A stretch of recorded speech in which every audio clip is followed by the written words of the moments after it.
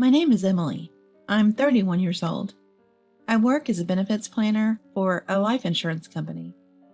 It's a global business, and the pay is decent. Since I visit various companies for work, I have opportunities to meet people, including men. However, recently, one of these acquaintances put me through a terrible ordeal. Because of his greed for money, he ruined a significant milestone in my life. Today, I'd like to share the story of that unfortunate event. I lost both my parents in a car accident when I was in elementary school. My maternal grandparents raised me. I attended local public schools for middle and high school, and then went to a somewhat expensive college. My grandparents, who didn't have much money, took out loans so I could go to college. After I got a job, I took over the remaining debt. As a result, I was a bit strapped for cash when I met David through a mutual work connection. David laughed nervously when I shared my financial situation with him. "I'm in a similar boat, still paying off student loans," he said. "So, we're the debt repayment couple, huh?" "Exactly. I'd love to be debt-free as soon as possible." During our time dating, I was incredibly happy with David. We didn't have a lot of disposable income, but every day was fulfilling. Over the 3 years we dated, David kept getting promotions. His company valued ambition and talent, so he moved up quickly. As David's income improved, so did the quality of our relationship.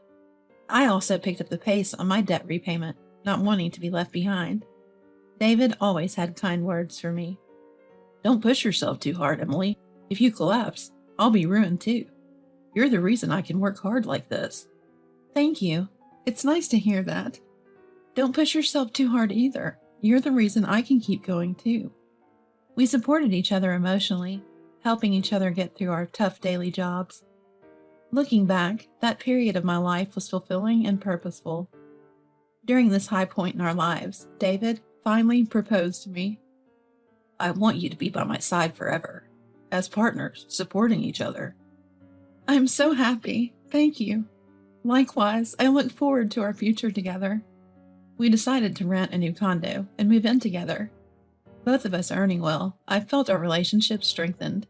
That's the vibe I got.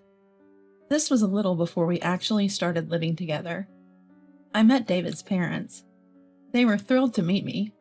According to them, David scored a beautiful and talented woman who graduated from a good university. I remember feeling awkward, yet flattered by their compliments. I didn't have parents, and my grandparents who raised me were already in a nursing home. So I decided David should meet my high school best friend, Melissa. We met at a cafe near Melissa's condo. "Nice to meet you. I'm David. Happy to finally meet you." "I'm Melissa. Emily told me lots about you. Please take good care of her. She can be vulnerable at times." Melissa is the same age as me, but she's incredibly stable and reliable.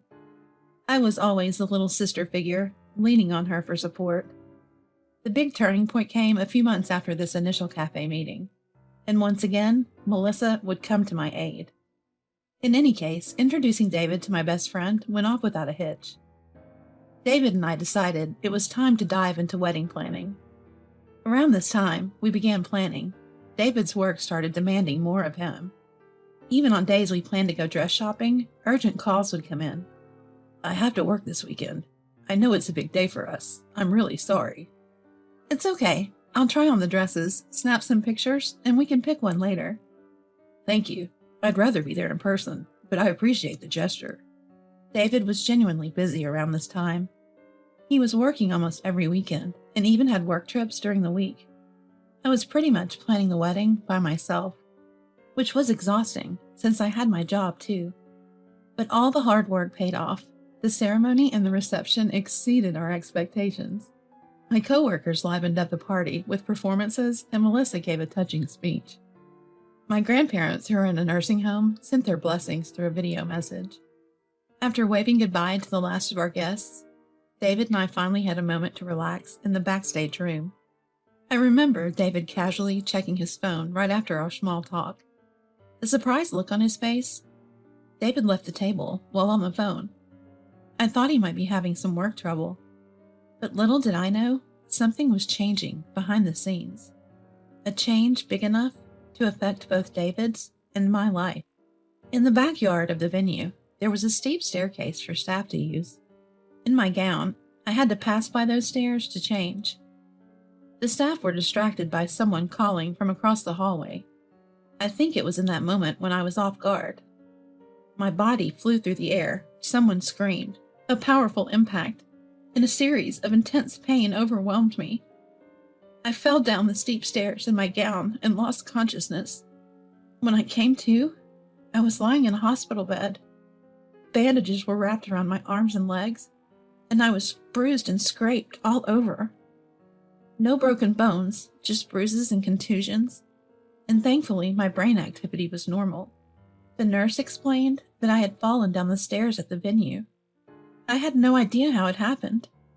A few hours later, an even more puzzling event unfolded. David, who had come into my hospital room, suddenly broke up with me. "You're useless to me now. Here's $30,000 as a settlement." What? Wait a minute. What's going on? Explain yourself. "Just lie down and shut up. You'll make your injuries hurt. Huh.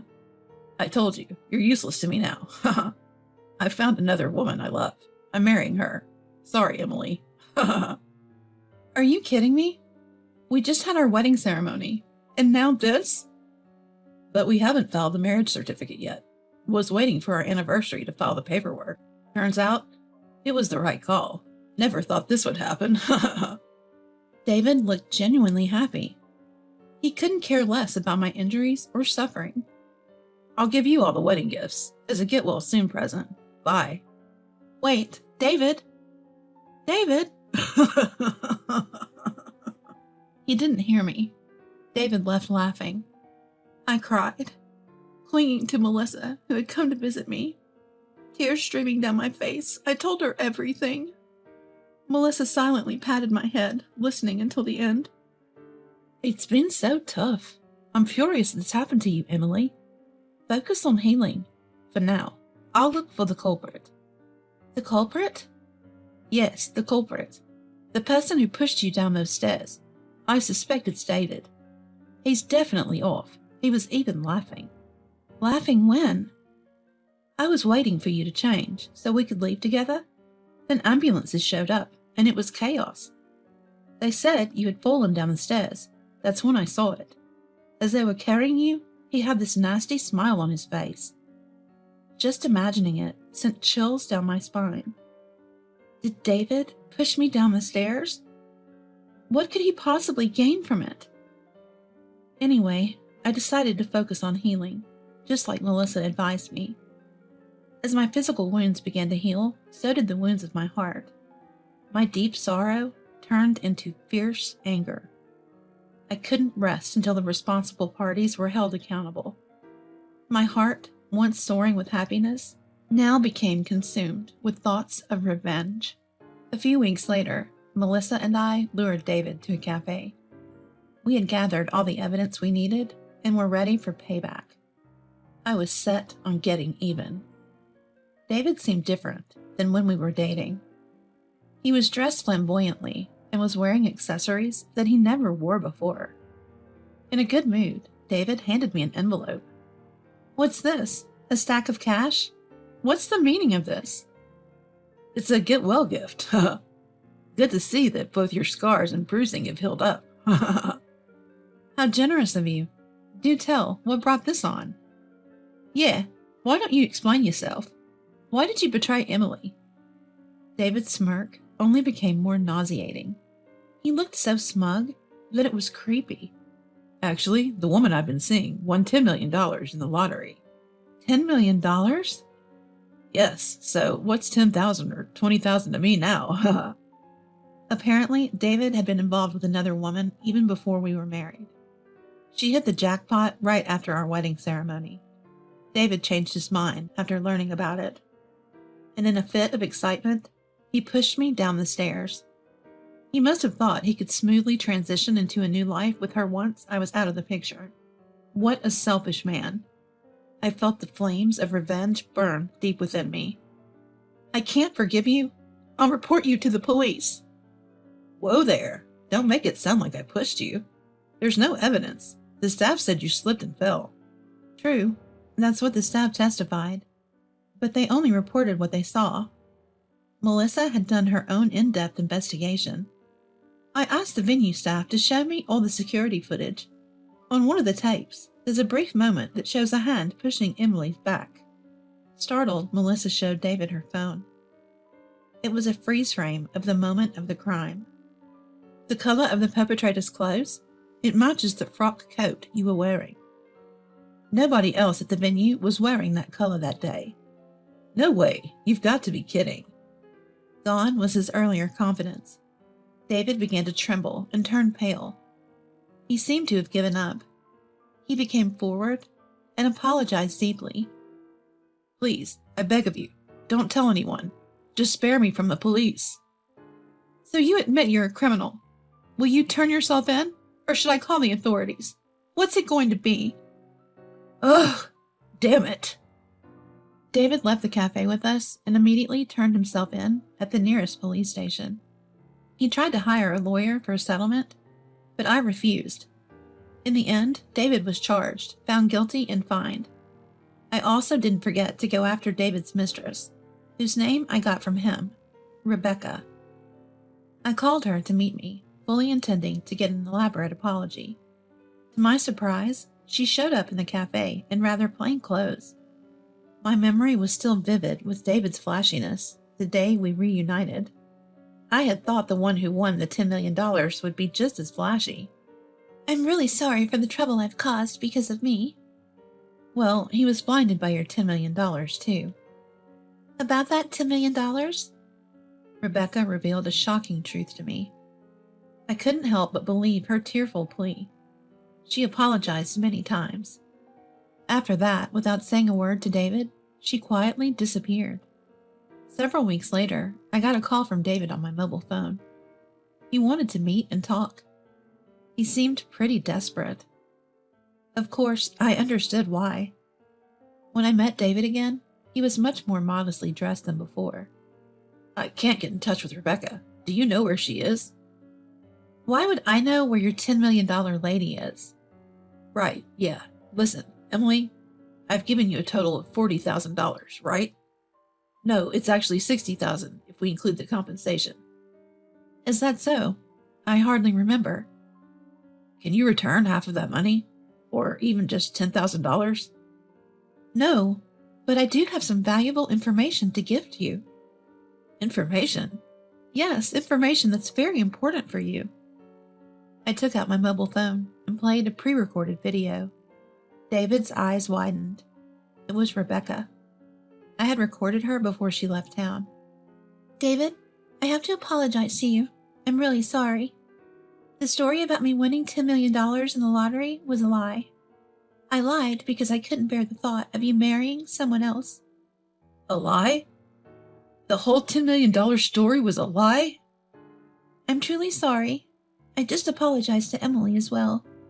I plan to disappear from this town. I can't tell you where I'm going. I'm really sorry for ruining both of your lives. David was stunned, speechless for a long time after the video ended. He looked completely shocked. It wasn't funny when I thought about being in his shoes. Pushing your spouse down the stairs for a non-existent $10 million? Fooled by a lie? Impulsively committing a crime? And losing $60,000, including the compensation? Who would want to live their life thinking they're such a pathetic person? Leaving David as he was, head down and immobile, I walked out of the cafe, gripping the receipt. That was a few days after our encounter at the cafe. My phone buzzed again. Another call from David. Look, I've come to my senses. I was wrong. Can we start over? You've got some nerve, spouting lines like that, especially after you messed up a chapter of my life. The real culprit here is Rebecca for lying to me.